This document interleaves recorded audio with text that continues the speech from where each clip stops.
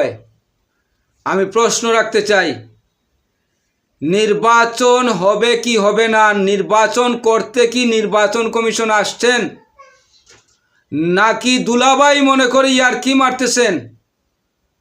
নির্বাচন কমিশন একটি বন্ড কোয়ালিটির নির্বাচন কমিশন গঠন করা হয়েছে।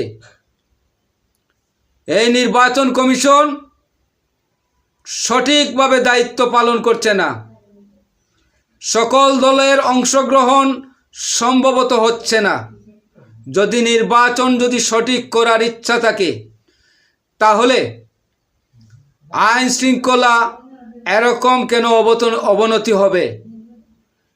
কেন আজকে ফেয়ার ফিল পাচ্ছে না বাংলাদেশের রাজনৈতিক দলগুলা? আজকে আওয়ামী লীগ বাংলাদেশ থেকে নির্বাসনে চলে গেছে। 14 দলকে রাজনীতি করতে দেওয়া হচ্ছে কি হচ্ছে না দুয়াশার মধ্যে।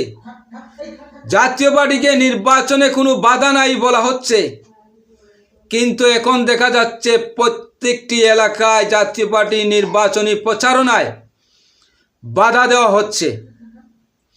সমান কোনো ফিল্ড পাওয়া যাচ্ছে না। কেন পাওয়া যাবে না? তাহলে নির্বাচন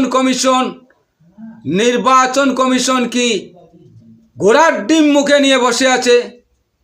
উনি তো বিভিন্ন মিডিয়ায় কথা বলে থাকেন, নানান ধরনের কথা বলে থাকেন, কিন্তু আইন শৃঙ্খলার বিষয়ে তো উনি কথা বলছেন না।